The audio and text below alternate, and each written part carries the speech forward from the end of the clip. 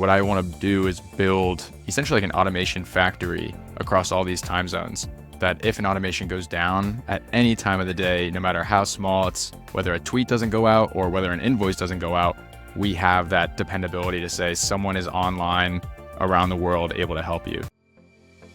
Everywhere you turn, there's a new marketing framework. And every day, a new technology gets launched to take advantage of that latest marketing trend. But as a marketer, it's hard to move beyond high-level theories and get work done. And it's getting harder to manage the latest MarTech developments.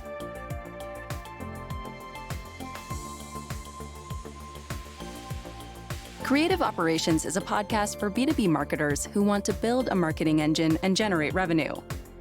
In each episode, you'll learn how to combine your creativity with the right technology and process. We all know marketing works. We just need to explore how. Let's get into the weeds and figure it out together.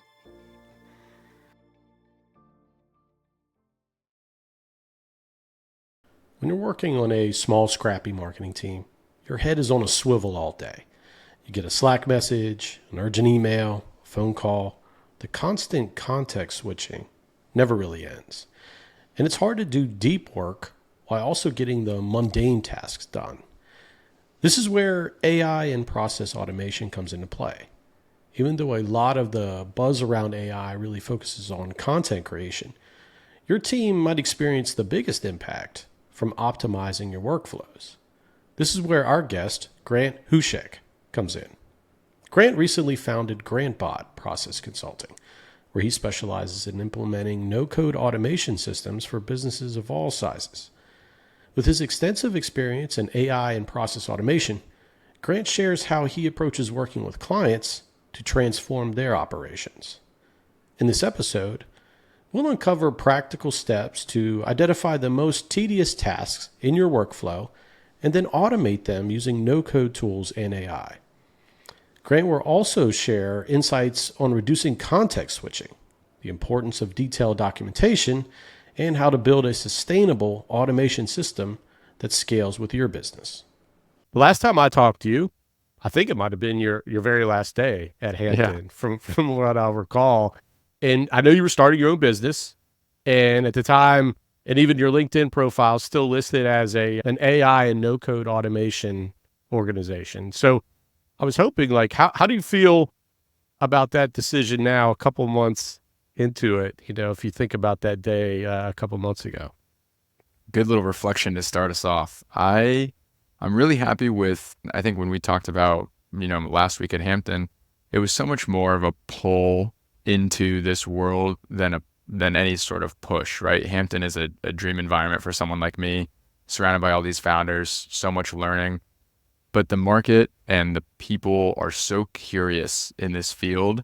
And I just happened to get my lottery ticket of my first job being in automation. And I built up enough skills where people were coming to me asking for things. And at that point, I knew that I just couldn't divide my time, that I couldn't divide it well enough at that point. I was burning the candle at both ends. So now, 2 months into it, very happy with the chaos. I tell people I'm swimming in the sea of chaos. It's, the first couple of months of a new company, trying to get your team to work together across 13 hours of time zone change. So we're definitely figuring some stuff out, but it's the right problems, and it's the things that I had always hoped to be doing. It's my third time trying to start a company, and this one really feels like it's meant for me, which is a good feeling. Yeah, great. You mentioned we. So tell us about the composition of your team and what that looks like right now. Yeah, so right now we're 4. We got 1 automation engineer in the Philippines, 1 executive assistant / operations manager in Colombia, and then I've got a sales guy who's based out of Texas. And my whole philosophy here is that the skills that are needed for automation are really available globally. And what I want to do is build essentially like an automation factory across all these time zones. My family has a metals processing plant. They run 3 shifts, open 363 days a year, 24/7. And they know how to set up a system to run all the time. But because this skill is internet-based and can be done anywhere, I really want to create a system where people can work 9 to 5 in their time zone, happily, usually above the local rates because this is a high skilled job. And everyone is really contributing to the global factory system, I guess, of just churning out automations for clients. And with that comes dependability, I guess, is the right word for it. That if an automation goes down at any time of the day, no matter how small it's, whether a tweet doesn't go out or whether an invoice doesn't go out, we have that dependability to say someone is online around the world able to help you. So I'm really excited about scaling that out more over time. Yeah. And, that's one of the things that we'll touch on is just that like around the clock support that a lot of these systems enable for teams. And we'll touch on that here in a second. I'm curious to get maybe some definitions from you to kind of set the stage a little bit here. Cause I think the way things are going right now, there are a lot of terms being thrown around and the space is really maturing so quickly. And I'm hoping if you could clarify, like I was looking at your website, LinkedIn, and it mentions that you build scalable no-code automation systems. I was hoping you could define that and maybe talk about the relationship between AI and then what a no-code automation system might consist of. Definitely. So I'll start with the automation and AI thing, because I think that's something where people can get tripped up. In our philosophy or our thesis of what we're building, enterprise AI solutions where you're creating, a huge corpus of data on top of everything that your system runs on, something that a Fortune 500 company says that they're interested in right now, is not an area that we are prepared to touch, where we're building out a heavily coded custom solution that runs across everything. Now, there are tools that allow you to kind of you can use the inputs of Google Drive and maybe your Notion database or something like that, and ask it questions and have that be your knowledge management system. But when it comes to really an enterprise solution, something that like what C3 offers at that much higher tier, is not something that we're prepared to do right now. So instead, what we're saying is we're building automations in a no-code platform like Zapier, like Make, Airtable, ClickUp, HubSpot, etc. And we're weaving in those OpenAI or those Claude modules or action steps inside of those automations. So a great example would be you've got a tool that's recording your sales calls, and it's pumping out a summary transcript and a raw transcript.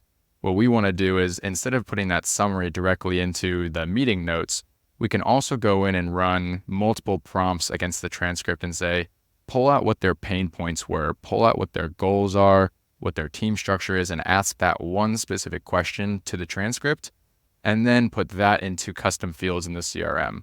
So it's using AI within the no-code platforms, which allows us to kind of get the best of both worlds for a lot of quick wins for companies. And then the other half of your question was scalable systems.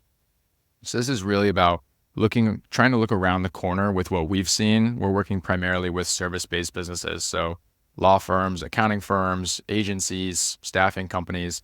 A lot of these companies have very similar processes really around four main things, which is the CRM to win projects, client onboarding to launch projects, project management to get the client fulfillment all the way through, and then accounts receivable, collecting project revenue. So now that we've seen these a handful of times, we're trying to look around those corners for these companies and say, how can we build the thing that both does what you want it to do now, but then if we ask ourselves, if you were doing 10x the throughput or 100x the throughput, what's going to break? And so that was a really important lesson that I picked up in the last couple weeks of my time at Hampton, or really months, when I was working with the head of product there. Yeah, and I know you're heavily involved on the operations side there, so it makes sense like you have some connection to several departments within an organization. And it sounds like the service-based company that you work with so far, you kind of have like these four big areas where automation becomes important. For us, we work with a lot of small, scrappy marketing teams. And for the most part, they're tech companies. And we define that as hardware, software, and or services. So there are a lot of companies that we work with that obviously have a software solution, but then they also bake in a service layer on top of that. And so when we think about those marketing teams, traditionally 0 to 5 people, sometimes there's literally no head of marketing. It's either the founder or perhaps a sales-driven role that's really responsible for marketing there. And so with that context, Grant, like why do you feel AI and some of the no-code automation that you're doing is important for a small marketing team? I think it's a very quick onboarding ramp using no code to get quick wins and quick value. Because when people think about doing a coded solution and a custom solution, it can be very daunting to say, well, who's going to write all this code? Who's going to maintain it long term? I think the maintenance is really the lever that we can assure people on and say, once it's built, assuming your process doesn't change, this thing will run. It doesn't need to have someone who's constantly monitoring a code base. And so if your processes change, and that's obviously where we want to be a partner with you long term. But I think that's where the no code value prop is for a lot of people, is that if you have the idea and you write it out in a little flow chart, back of the napkin, whatever it looks like, in theory, you could go into Zapier and build an MVP with a few reps. Now, for someone who has no experience in either of those things, coding or no code, it's still daunting, right? And a lot of things, and this is what Jacob and I were talking about prior to the call, which is once you're exposed to what's possible, like this thing with the CRM and asking specific questions to the transcript, once you know that that's possible, you can go into no code and point and click your way to an MVP solution. So that's really the value that I think small teams, especially with marketing, once they know how the data flows between, maybe it's the social platforms and Google Analytics, or how you want that stuff to show up in your CRM, you can start to point and click your way like a tool like Zapier has to get you to a solution. Yeah, great. You're talking about stitching a lot of different pieces together. I know Jacob is responsible for a lot of that on our side. I have my hands, in a lot of it as well. But you mentioned C3 at the beginning. So can you talk about what the gap is between, using a lot of these no-code solutions, Zapier to connect a lot of different systems, pull in AI when it makes sense along the way, and use their APIs? Like, what is that gap? I mean, to where it would make sense for someone to pursue a solution like a C3, because I'm not even familiar with that on the enterprise level.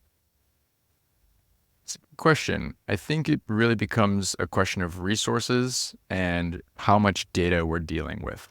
If you have linear flows, or maybe if you can, what I think is draw it out in a timeline of where the data is going, you're still in the ballpark of no code, right? And there's obviously data manipulation that you can do where you want to add or subtract or put things from an array into a more structured data, or unstructured with a transcript into structured. There's ways to do that in the no code world.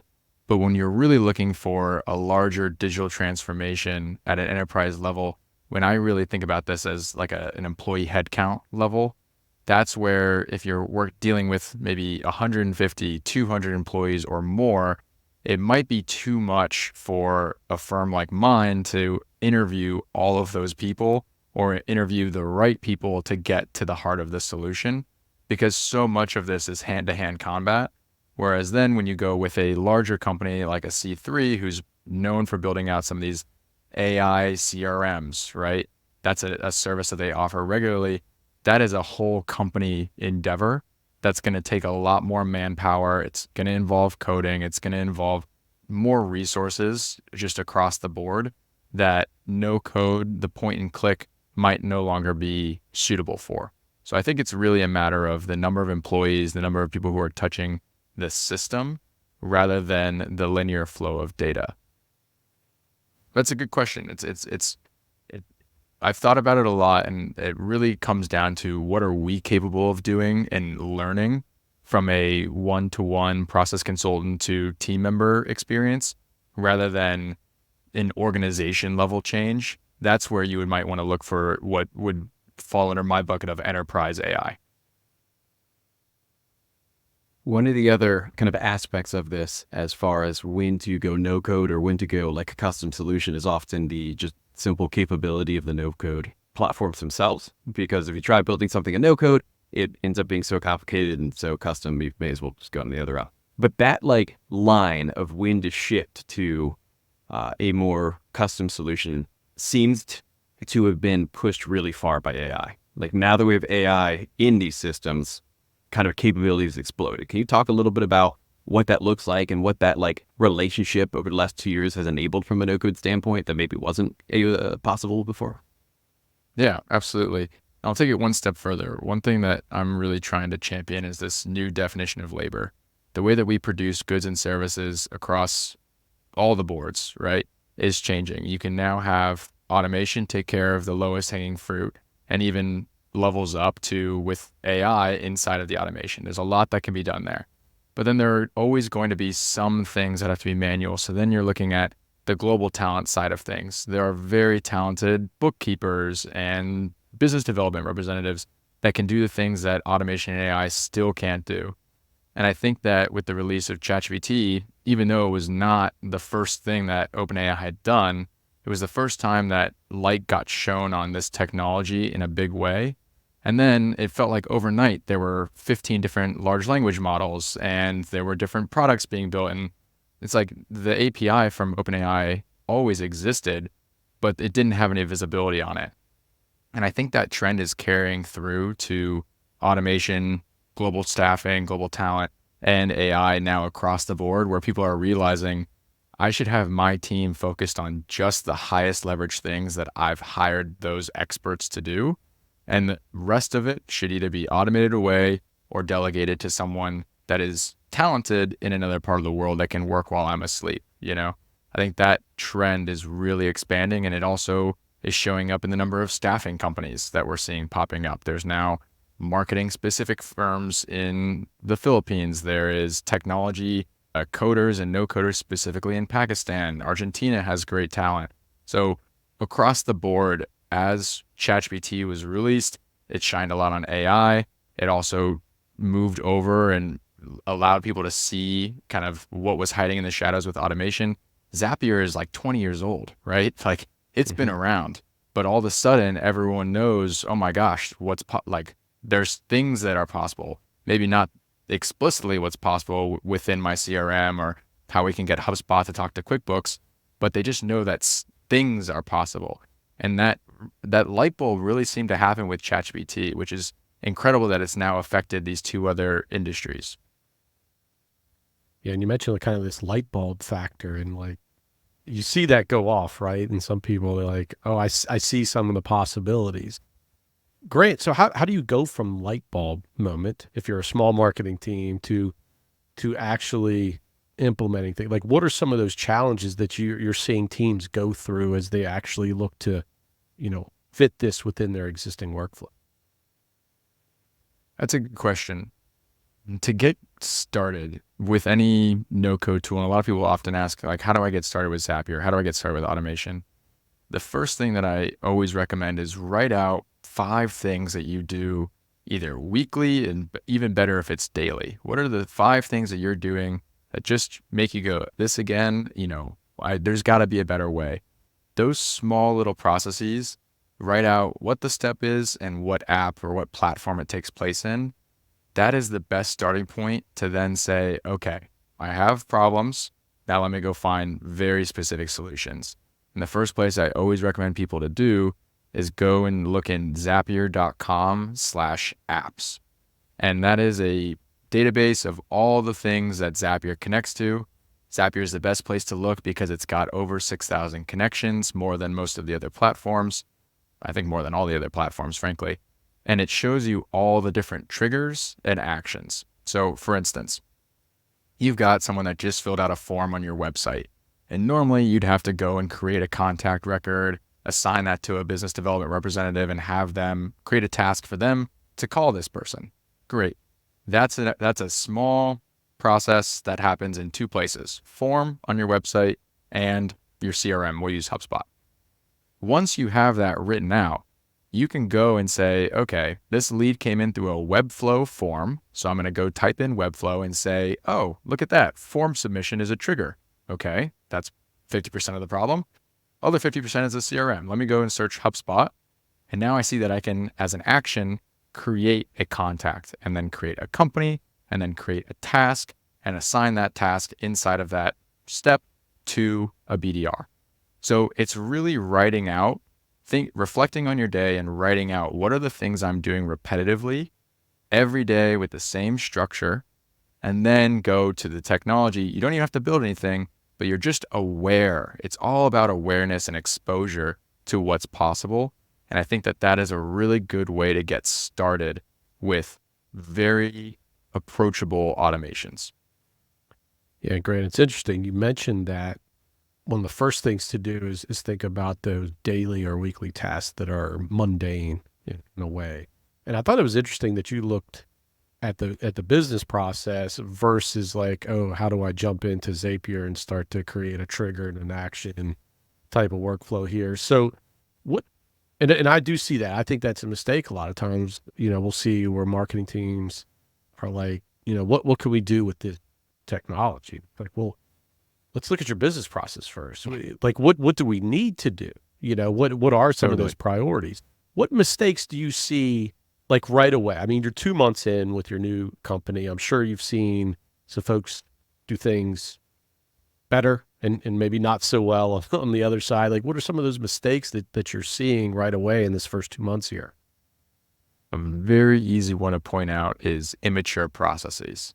So that extends to immature business. And you might have a business that is 2 years old, doing great, making $2 million a year in revenue, but nothing is documented. Nothing is standardized. And you've just got 8 people who are doing great at their role. You have immature processes because they're not documented and structured and scalable. If you were to hire on, or even one step before that, if you were to get 100 clients tomorrow, panic mode. Like, we don't know who's going to do what. How are we going to hire someone? How are we going to train them? None of that might be laid out. So if you're thinking about applying automation within your marketing team, I would highly encourage you to write out some of these processes into your standard operating procedures, SOPs. There's plenty of templates online, but really nailing down what's the purpose of this process? What are the steps? Just bullet points, who's responsible? And with that, if you know that those processes, those SOPs are not going to change for the next 3 to 6 months, then I'd say, great, let's get started. Let's take a look at your business problems and where there might be efficiencies to be had. But if things are in flux, and I've had clients like this where we do a full audit of their business, we're very happy with the proposal system we're laying out, great, we lay it out for them, and they say, hey, we've just changed how we do all of our proposals. I'm like, well, 2 weeks ago, we just discussed this, right? We were right here. We were holding hands.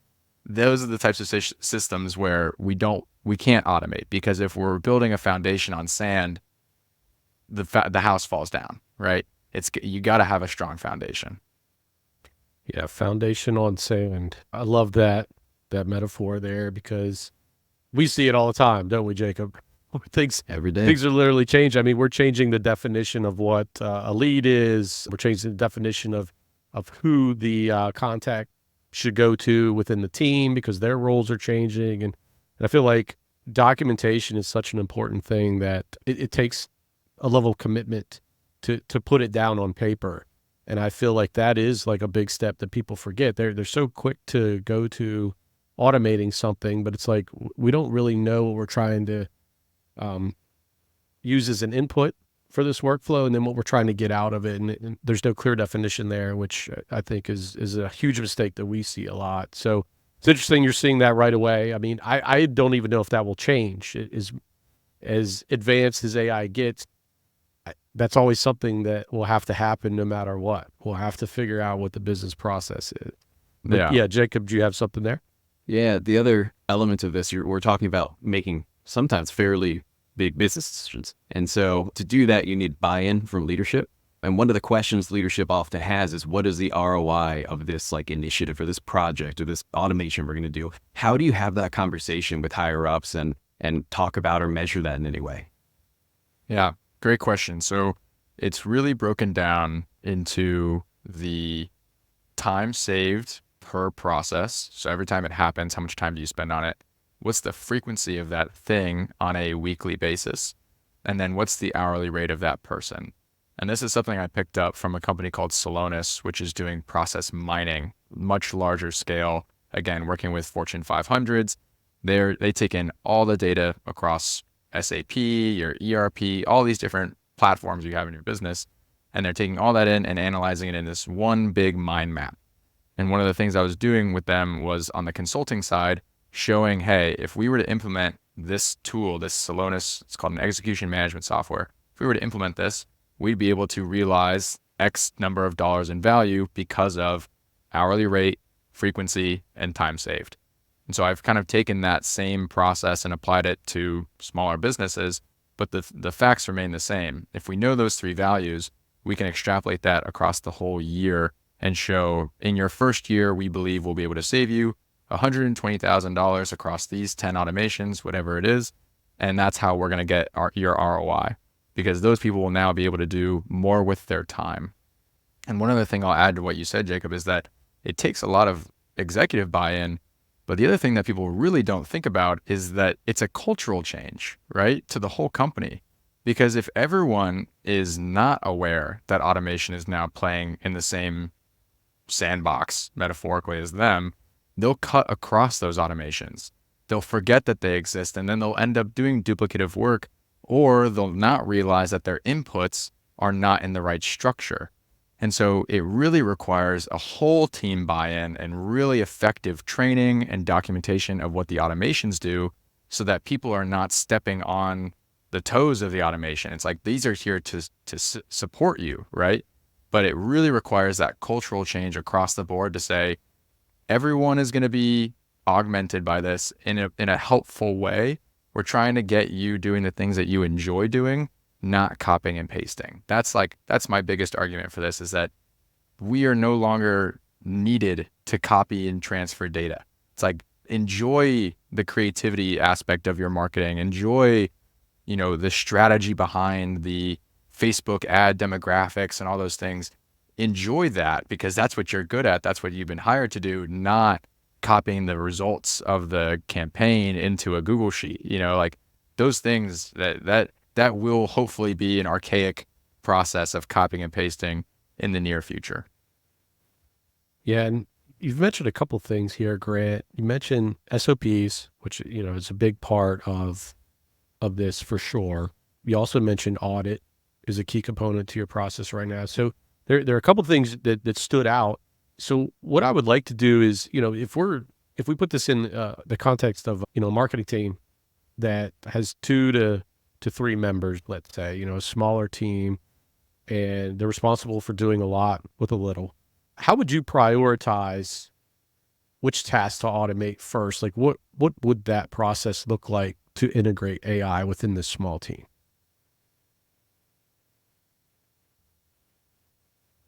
So with marketing, it's not our area of expertise, but I can always lead with one simple question, which is, what do you wake up in the morning and go, ugh, I have to do this again? There's usually a gut reaction that says, I hate doing X, or it really sucks every time I have to do Y. And that is enough of a gut feeling to start the conversation and just pull that thread as long as it'll go. Because as you continually ask more questions, you're going to find other things within the process.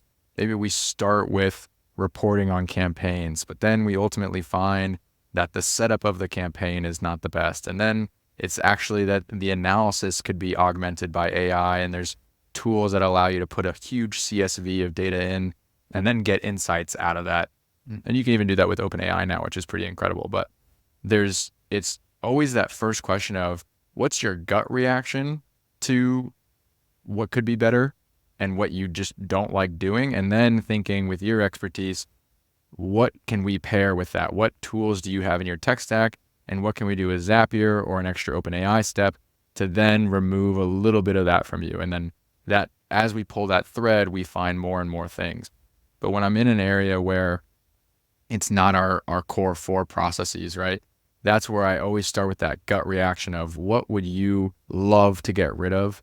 And we call it the magic wand scenario. It's the same thing when you're trying to build a new startup. It's, hey, if you waved a magic wand and you got everything out of this tool, this thing, what would that look like for you? The same thing goes for processes.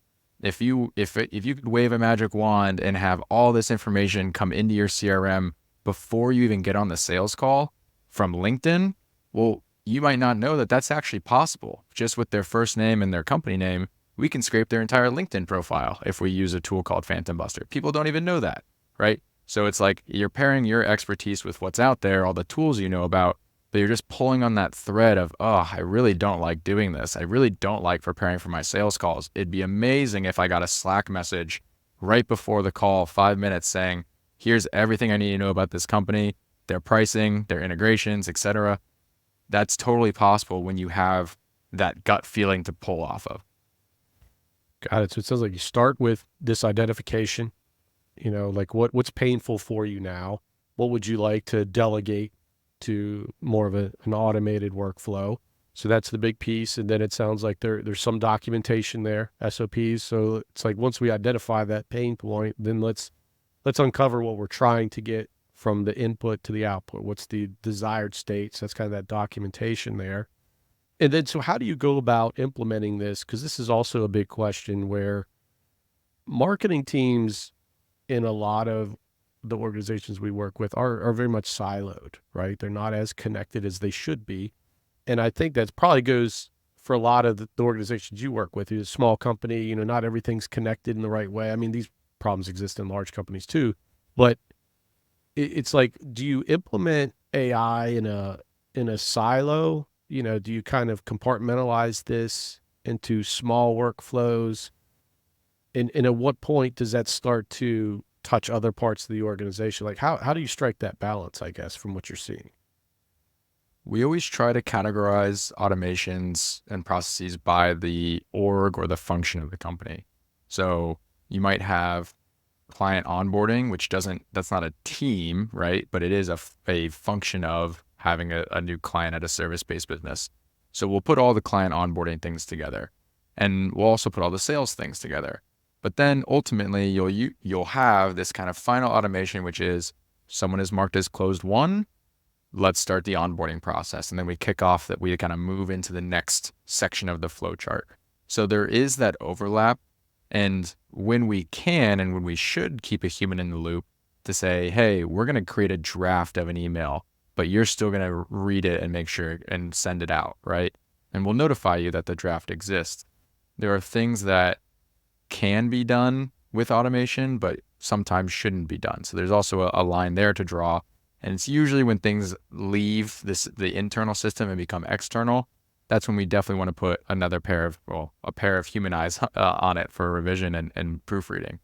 But when things move between orgs or between functions, there are some times where it's seamless and it's like, hey, the contract was signed. Let's onboard this person, make the Google Drive folder. And in that case, it's pretty smooth. But when you have them, I'm trying to think of some marketing examples here where maybe a good example would be with customer success translating information over to the marketing team. Two separate teams, marketing is usually in a silo. There should be a way that we can say, well, we've just received a review. Maybe this is an engineering thing. Maybe it's not even customer success. We've just received a product review. Let's get that sent over. It was, OpenAI said that it's a positive review based on sentiment analysis. Let's make sure that gets sent over to the marketing team. Maybe they can use it in something, even if it's just a quote graphic that gets posted on LinkedIn. There should be ways that we can identify some of these translations between teams so that you don't feel so siloed. And it's one of those things where the customer success or the engineering team might not be thinking, hey, I got to push this over to marketing, which is why with your experience on the marketing side of things, you can say, well, how are you getting your inputs, right? Are you having regular calls with the engineering team, with the customer success team? No. Okay. Do you want to? No. Okay. Let's see how we can automate that, right? So that could be an area for marketing teams to think about the cross-functional relationship and how automation could be beneficial for them. And so great with like that, some of the workflows, the examples that you're using there, they do cross over to other teams, right? So you mentioned like figuring out who's the owner, the primary function of the business that owns that. But if we think about AI in general and integrating this from an operations standpoint where, it can cross a lot of different departments or functions of the business. I mean, marketing and sales naturally are doing a lot of coordination there. But you also touched on the example where, once a contract is signed, a proposal's in place, all right, now we got to kick into onboarding process. We actually got to, shift this to our delivery team. So that touches a different part of the organization. Who owns AI workflows like this? Like, where are you seeing that going right now? I suppose in most cases it's the process owner. So whoever's name is at the top of an SOP would be responsible for the outputs of the AI action step. I think that's the best place to kind of start at the foundational level. If you have someone on your team dedicated to automation, workflows, and all these things, then they would definitely be the stakeholder who's going to be in charge of making sure these automations are running on time, in full, across your platforms. But most teams, I imagine the same thing from what you're seeing, these teams don't have a dedicated automation person in their company, which is why we're always happy to say, your processes are going to change. There's going to be errors because of a bad input here or there.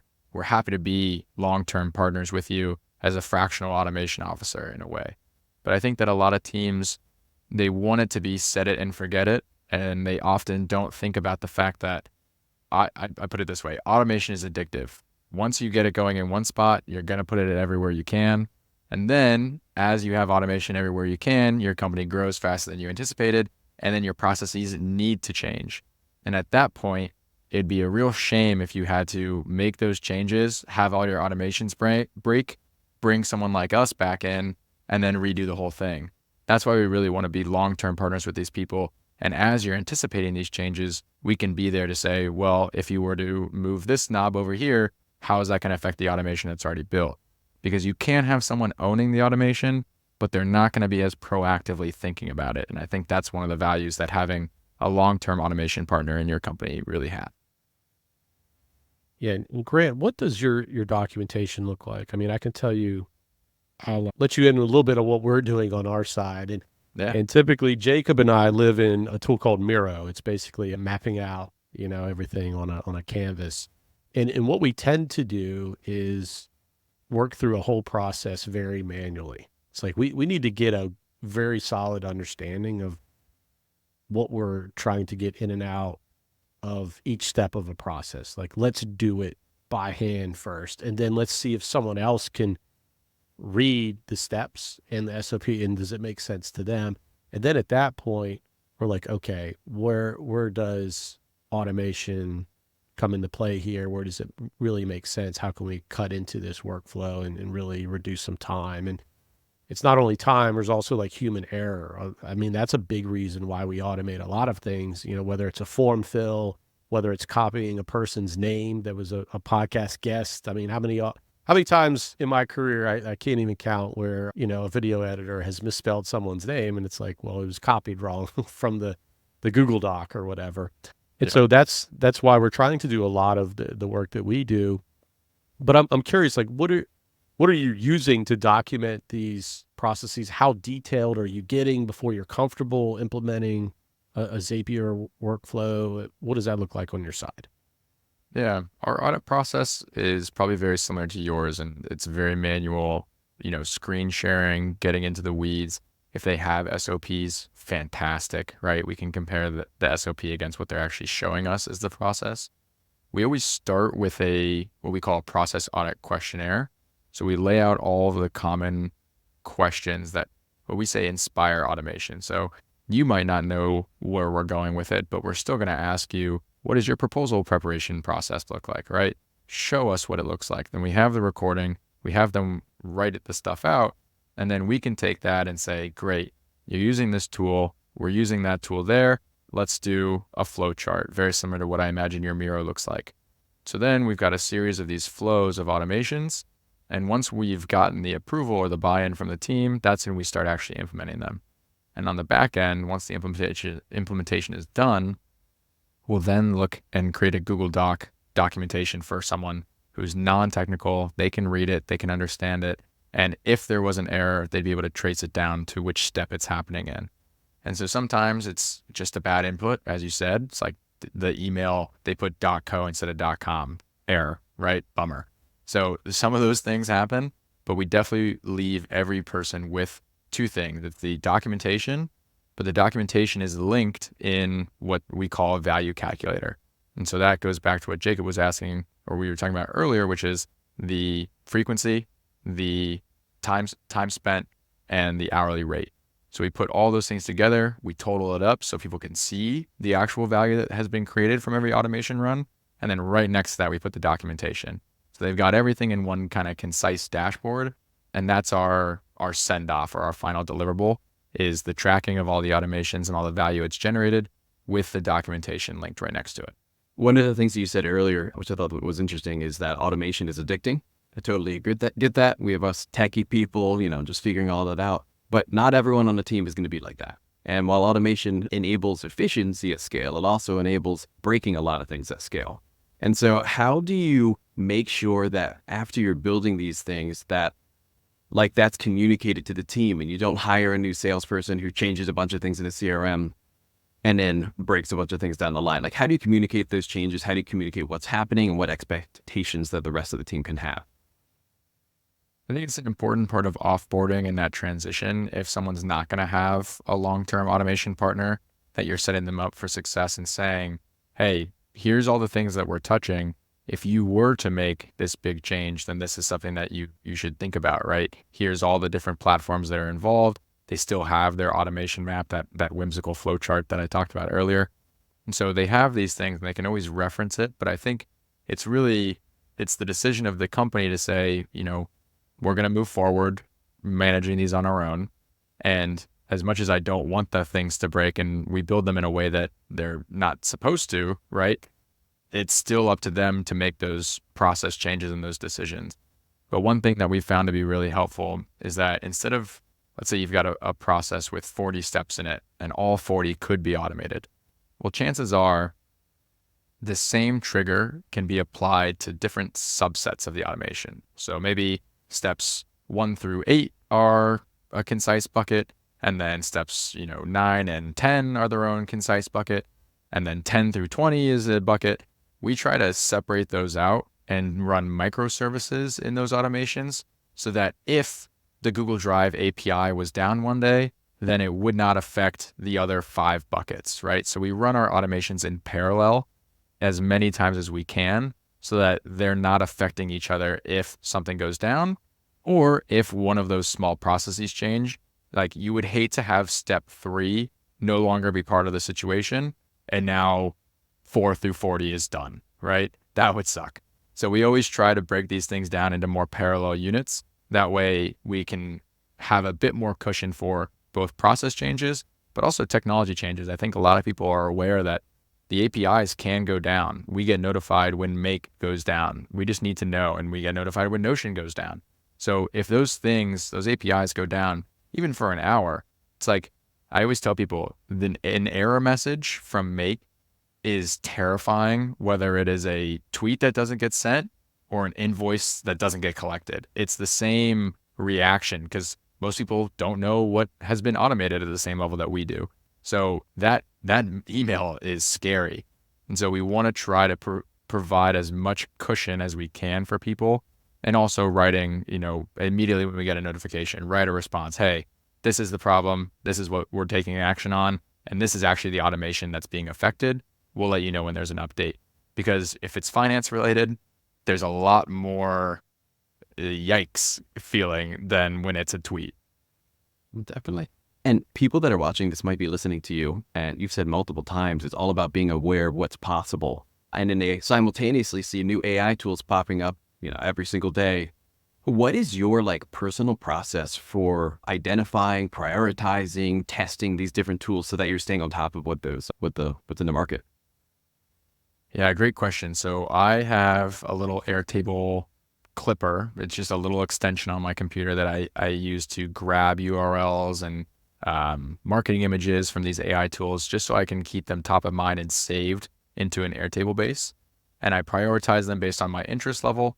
And then really the important thing, because I think people who are listening to this and watching this are, frankly, as I am, overwhelmed by how fast things are moving. I'm in the thick of things and I'm overwhelmed, right? There's so many directions to go. So back to what Tristan and I were talking about at the very beginning, identify your problem, find the solution that answers that problem. Because if you go out into the market and look for content repurposing tools, there are 10 content repurposing tools on the market right now for a podcast or for written form or for both. Really narrow down, what am I trying to solve right now? Then go look at the market and, see what the landing pages look interesting, see what logos look interesting. It's the same way I buy beer. How does the logo look, right? Sometimes that's the same way you can look at AI tools, but get in there and just start testing things. A lot of them have free trials. And for me personally, I block out 2 hours on Fridays and I just try to get into a tool, just one tool. Let me start a free trial, go at it with a curious mind, poke around, see what they integrate with, see how the integration actually works. And hopefully I'm only choosing tools that I have a direct business need for, like content repurposing or like an additional automation tool. That's where right now a lot of my curiosity is there's a lot of companies that are starting up trying to compete with Zapier and compete with Make. And that is extremely exciting for me because if it's a tough mountain to climb. These tools are great at what they do. So I'm really excited to see if anyone has a unique value prop on top of what's already out there and working well. Yeah, we are too. We're always running out of our Zaps, and then we're looking at Make as an alternative. It's much less expensive, and then any other players that want to come into the space, we would welcome that to take a look for sure. I'm curious, Greg, back to your equation, like your value equation, hourly rate, frequency, and time saved. I'm curious, in your first couple of months, like what's been the biggest impact you've seen? Like if you had to put a value amount on there or impact, like, early on in the phases of your company, like what stands out for you so far? It's the automations that touch a lot of systems where you're checking information across multiple platforms. And maybe like one example is a cancellation flow for a company that had a lot of recurring sessions. It's a tutoring company. So this company, if they have a cancellation, someone checks in and says, I can't make it. They need to go and say, how many cancellations does this person have on file already? What session are they canceled for?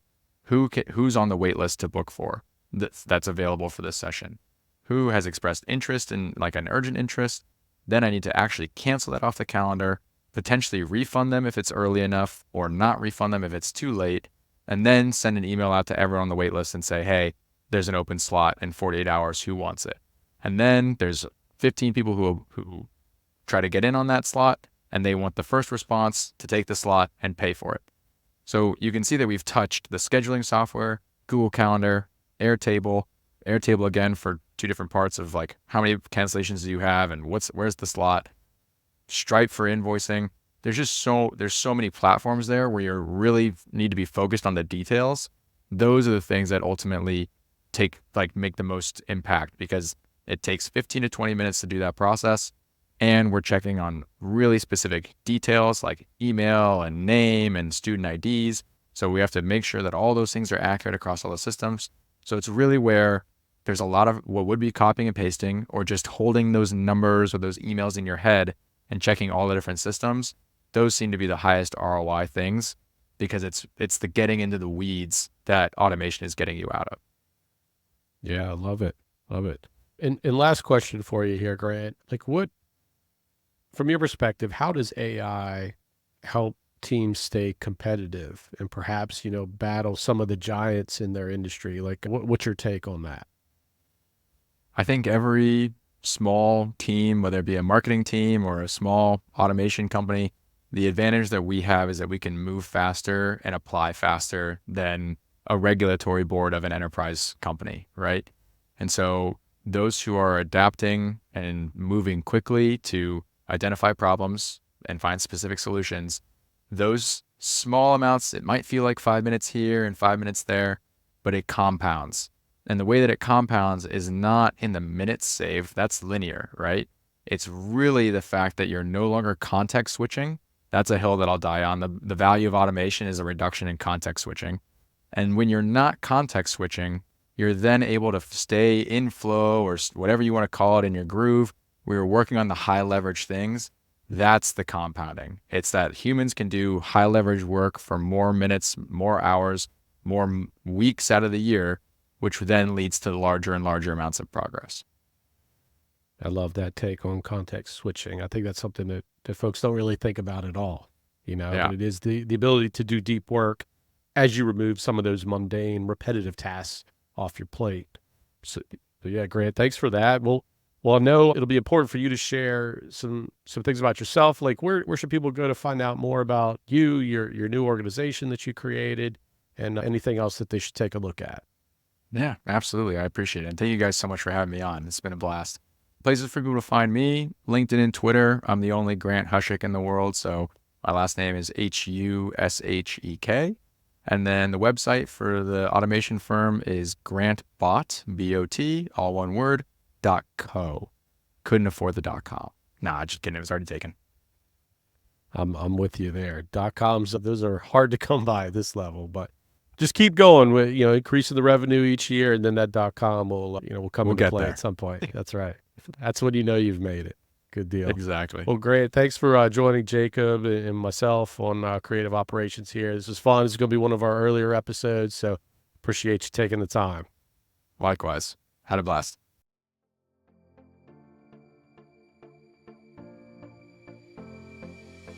Thanks for listening to this episode of Creative Operations, the podcast for B2B marketers who want to get into the weeds and figure out how to get work done.